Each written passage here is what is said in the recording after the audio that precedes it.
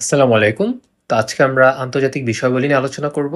যেহেতু medical admission, আন্তর্জাতিক বিষয়াবলী নিয়ে আলোচনা করতে গেলে প্রথমতই আমাদের যে নামটা চলে আসবে সেটা হচ্ছে WHO বা WHO বা ওয়ার্ল্ড হেলথ অর্গানাইজেশন অথবা বিশ্ব স্বাস্থ্য সংস্থা। তো বিশ্ব স্বাস্থ্য সংস্থা আসলে কত সালে প্রতিষ্ঠিত হয়? এটা মূলত ইউএন এর একটা পার্ট বা জাতিসংঘের একটা পার্ট। তো জাতিসংঘ ২য় বিশ্বযুদ্ধের পর ১৯৪৫ সালে জাতিসংঘ প্রতিষ্ঠা হয় এবং ১৯৪৬ সালেই এই স্বাস্থ্য বিষয়ক তারা কিছু কার্যক্রম পরিচালনা করতে চায়।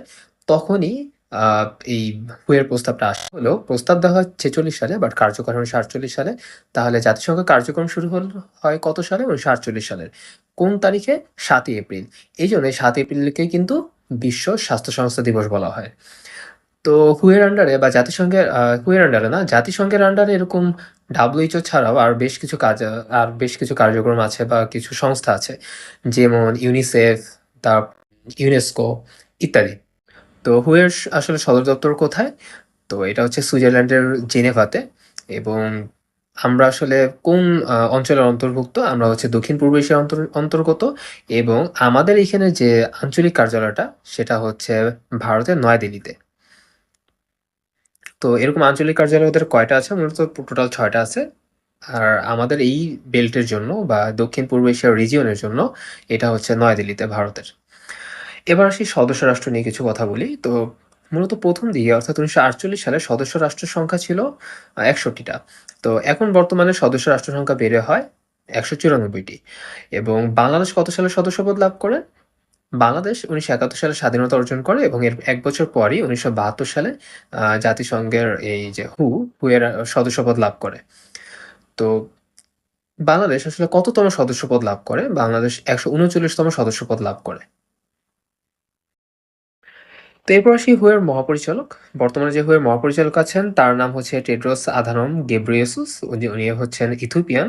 উনি আগে ইথিওপিয়ান ফরেন অ্যান্ড হেলথ মিনিস্ট্রিতে ছিল এবং উনি এখন 2nd টার্মে ওনার এইখানে মহাপরিচালক হিসেবে দায়িত্ব পালন করতেছেন। তো এরপর WHO এর অন্যতম একটা প্রধান যে কার্যক্রম সেটা হচ্ছে টিকা প্রদান। ইপিআই যেটাকে বলা হয় এক্সপ্যান্ডেড প্রোগ্রাম ফর ইমিউনাইজেশন। এটার আন্ডারে WHO বেশ কিছু কার্যক্রম পরিচালনা করছে। বাংলাদেশ সেটা ১৯৭৯ সাল থেকে শুরু হয় এবং ১৯৮৫ সাল থেকে সারা দেশেই চালু হয় বাংলাদেশে। তো এখানে শিশুদের জন্য সাধারণত ৬ টা টিকার ব্যবস্থা করা হয় এবং বাংলাদেশে বর্তমানে প্রায় ১২ টারও বেশি টিকার আসলে কার্যক্রম পরিচালনা হচ্ছে। তো কি, কি? যেমন এর মধ্যে অন্যতম বিখ্যাত হচ্ছে পেন্টাভ্যালেন্ট ভ্যাকসিন। পেন্টাভ্যালেন্ট কেন বলা হচ্ছে? ৩ টা হচ্ছে ডিপিটি, ডিপথেরিয়া, পারটোসিস এবং টিটেনাস। আর বাকি ২ টা হচ্ছে haemophilus influenza type B virus বা ইনফ্লুয়েঞ্জা বলতে পারি আমরা সহজে। আরেকটা হচ্ছে হেপাটাইটিস বি। তো এই ৫ টার রোগের বা এই ৫ টা ভাইরাসজনিত রোগের টিকা দেওয়া হয়। তাছাড়া আর যেগুলো দেওয়া হয় যেমন যক্ষ্মার জন্য দেওয়া হয় আ বিসিজি বা টিবি বা যক্ষ্মার জন্য দেওয়া হয় বিসিজি। তারপর পোলিওর জন্য দেওয়া হয় ওরাল পোলিও ভ্যাকসিন, ওপিভি। এরকম বেশ কিছু টিকা দেওয়া হয়। তারপর হামের জন্য দেওয়া হয়, হাম বা মিজেলসের জন্য। আচ্ছা। তো এই যে টিকাগুলো দেওয়া হয় এর ফলে বাংলাদেশ বেশ কিছু অর্জন লাভ করেছে। যেমন পোলিও মুক্ত বাংলাদেশ গঠন, দেন গুটি বসন্ত নির্মূল বাংলাদেশ গঠন হয়েছে।